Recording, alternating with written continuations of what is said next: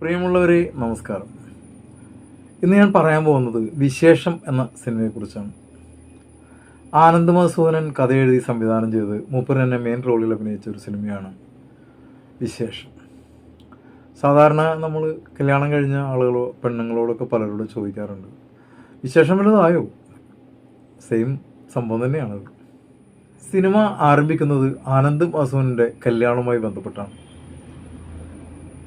ആനന്ദ് മധുസൂദനൻ്റെ താലികെട്ടൽ ചടങ്ങ് കഴിഞ്ഞ് ഉടനെ തന്നെ തൻ്റെ ഭാര്യയായ സ്ത്രീ അല്ലെങ്കിൽ ആ യുവതി തൻ്റെ മുൻ കാമുകനെ വിളിച്ച് അവനൊപ്പം ബൈക്കിൽ കയറി ഓടിപ്പോകുന്നതാണ് സിനിമ തുടങ്ങുന്നത്. പിന്നെ അതിന് വിവാഹമോചനവും നഷ്ടപരിഹാരമൊക്കെ ആയിട്ട് അതിൻ്റെ പുറകെ കേസും കൂട്ടമൊക്കെ ആയിട്ട് നടന്ന് ശേഷം ഈ പറയുന്ന ആനന്ദ് മധുസൂദനൻ രണ്ടാമത് വാങ്ങിക്കുന്ന പെണ്ണാണ് ചിന്നു ചാന്ദിനി. ചിന്നു ചാന്ദിനി എന്ന് പറയുമ്പോൾ കുറച്ച് ഭീമൻ്റെ വഴിയിലോ മറ്റോ ആണ്. അത് കുട്ടി ഒരു കരാട്ടക്കാരിയാണ്. അതിൽ അവർ നല്ല ആക്ടറാണ്. ആ സ്ത്രീ നല്ല ഒരു നടിയാണ്.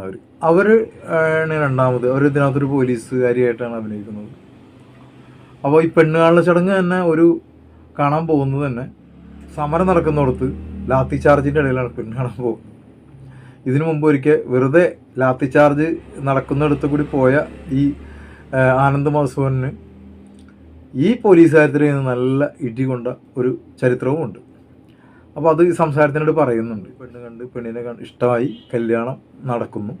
അതിനകത്ത് ബ്രോക്കറായിട്ട് നിൽക്കുന്നത് അൽത്താഫ് സലീമാണ്.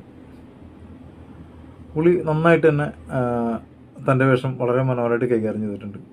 ഈ കല്യാണം കഴിഞ്ഞ ഉടനെ ആളുകൾ ചോദിക്കുന്നൊരു ചോദ്യമാണ്, വിശേഷമായോ?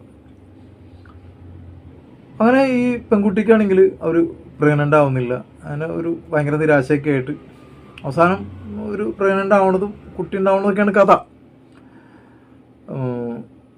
പിന്നെ ഇയാളാണെങ്കിൽ നാട്ടിലൊരു കർഷകനാണ്. പിന്നെ ഈ ടി വിയിലൊക്കെ നമ്മൾ ആളുകളെ പ്രൊമോട്ട് ചെയ്യുന്ന ഒരു സംഭവം ഉണ്ടല്ലോ, അത്തരം ഒരു പ്രൊമോട്ടർ കൂടിയാണ് മൂപ്പര് ആനന്ദ് മധുസൂദനൻ ഇതിനകത്ത് ചെയ്തിരിക്കുന്ന വേഷം. വേറെ ഒത്തിരി നല്ല നടന്മാരുണ്ട്. ജോണി ആൻ്റണി ഉണ്ട്, ഒരു ഡോക്ടറായിട്ടാണ്. പിന്നെ ദിലീഷ് പോത്തനുണ്ട്, പുള്ളി ഒരു ആക്ടറായിട്ടാണ്. പിന്നെ വിനീത് തട്ടിൽ ഒരു പോലീസ് ഓഫീസറായിട്ട്. പടം അത്യാവശ്യം കുടുംബ പ്രേക്ഷകർക്ക് ഇഷ്ടപ്പെടും, കണ്ടിരിക്കാം. സിനിമ ഇൻ്റർവെല്ല് വരെ നല്ല സ്മൂത്താണ്, നല്ല രസത്തിൽ, നല്ല സ്പീഡിലാണ് പോകുന്നത്, നല്ല കോമഡികളാണ്.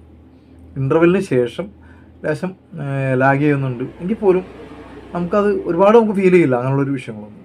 പിന്നെ 2-3 പാട്ടുകളുണ്ട്. എന്തായാലും നിങ്ങൾ ഈ സിനിമ തിയേറ്ററിൽ പോയി കാണണം. ഇപ്പോൾ തിയേറ്ററിൽ ഒന്ന് മാറിയെന്നൊന്നും അറിയാൻ പാടില്ല, എന്തായാലും OTT-യിൽ വരും. നിങ്ങൾ ഈ സിനിമ കണ്ടവരാണെങ്കിൽ നിങ്ങളുടെ അഭിപ്രായം, ഈ സിനിമയെ കുറിച്ചിട്ടുള്ള നിങ്ങളുടെ അഭിപ്രായം എൻ്റെ ഈ വീഡിയോക്ക് താഴെ കമൻറ്റായിട്ട് എഴുതിയിടുക.